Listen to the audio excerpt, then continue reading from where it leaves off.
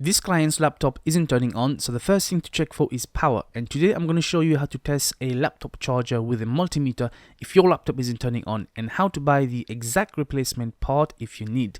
Coming up, roll the intro.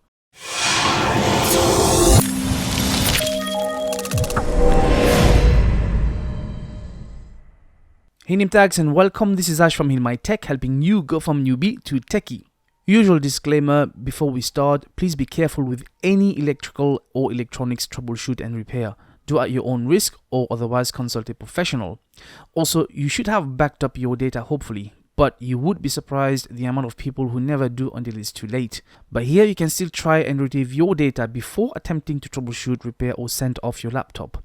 Sometimes just removing your hard drive and plug it into a different system will allow you to boot into your hard drive and retrieve the data. You can check out this video on a quick, easy way. Other times it might be more difficult, but there are workarounds. But that's a different tutorial for another time. So this is the Acer Aspire E1 V5WE2. On pressing the power button, there is no activity, no LED, no fan spinning. So the first thing to check for is the power source, i.e. the charger.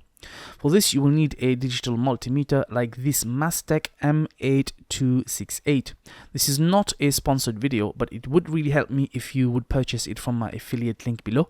I get a small kickback and you don't pay for anything extra. If you wish to buy another make and model, feel free to do so, but please consider using my affiliate link below. Anything you buy will help me out, so thank you for supporting the channel. Now, most laptop chargers have two parts. The main kettle plug, usually 3 pins here in UK, on this model with the end plug going into your laptop. First, we will need to check for the voltage on the adapter. It says 19 volt, 2.1 amp and 40 watt for mine. Yours may differ. We are interested in the 19 volt DC. It means it takes around 230 to 240 volt from the main socket as AC, alternating current. This voltage will vary depending on your country and region, and it converts it into a more reasonable 19 volt as DC, direct current. Make sure your leads are plugged in the right place on the multimeter. Consult your manual.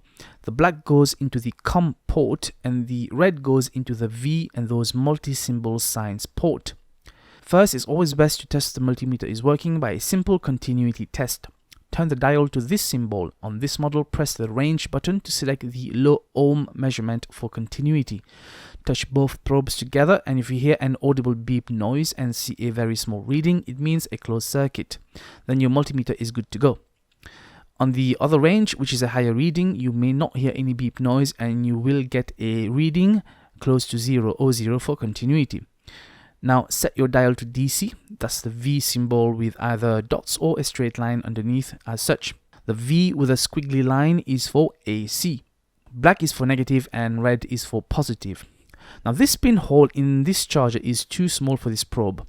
So you can insert any thin metallic conductive material. Today I'm using a nail. Although 19 volt may not kill you, it's best to do this with the charger unplugged and switched off first. And then after turning it on, avoid touching the nail. Touch the nail with the red positive probe and the tip of the black probe on the outside of the edge of the adapter. If your plug is big enough, you would place the red probe inside and touch the small pin in there. Here you can see we're not getting a reading close to 19 volt. In fact, it's all over the place. Generally, the rule of thumb is plus or minus 4%, so between 18.24 and 19.76 DC voltage should be fine. We can test this different non-working laptop charger. Here we're getting a reading of 19.5 volt on a 19 volt charger. If you swap the probes around, you will just get a negative reading, so not a main problem. Now, since the adapter part is not giving any reading, you can also check for AC. You could have done this AC part first if you wish.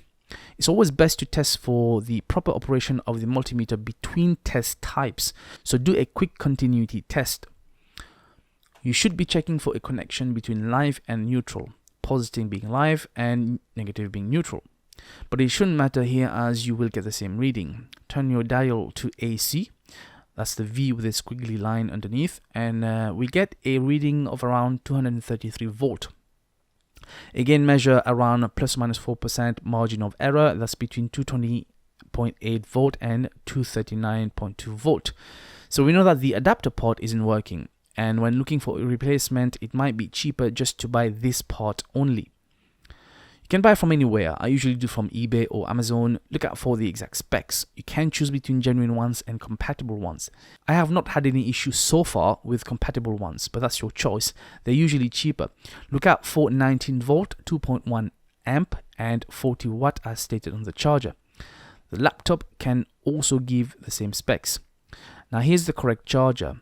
The reason to be careful when buying a replacement is because of so many variations of laptops and chargers with similar model. So you may think you're buying the right charger after inserting its model name. Like in this case, I hit a few 19 volt, 3.42 amp and 65 watt, which came up as a result for our model, but that's not the right one. Now, a final note on this kind of test is that on rare occasions, you may still get AC and DC into the charger correctly, but there is another measure to look out for, and that is amp, which is not easily done by most end users.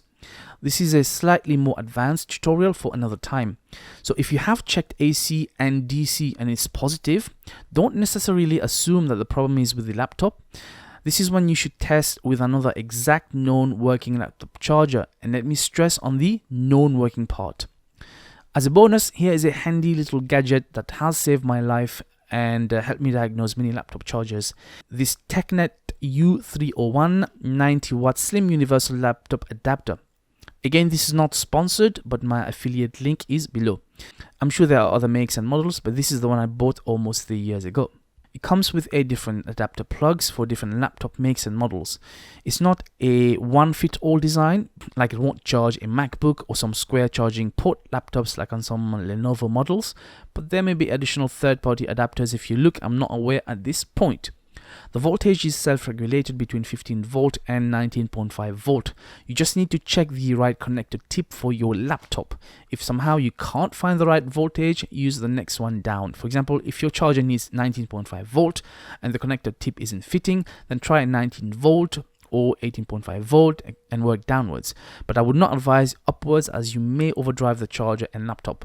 This is not a thorough review of this product, and some people have reported it gets too hot when used for long periods, but I would not necessarily recommend this as a long-term replacement for your own laptop charger. But it's a great lifesaver if you possess more than one laptop, and at only around £15, it's cheaper than many proprietary laptop chargers. Okay, that's the end of the tutorial. I actually did this video back in 2015 and it was one of my earlier videos, but it was terribly produced with bad lighting and bad audio, so I'm hoping this is an updated version. But if you want to check it out for giggles, you can do so, link above and below, and let me know what you think and how far we've come. Just to inform you that I've recently passed 20,000 subscriber mark, which is fantastic! Thank you so much for everyone who has subscribed and for future subscribers. So if you are new here, consider subscribing and click on the bell icon to be notified of future videos. Keep doing your thing below, like, comment, share this vid, and check out my other videos on the channel. Once again, thank you so much for watching. This was Ash from Heal My Tech, helping you go from newbie to techie. Until next time, peace out.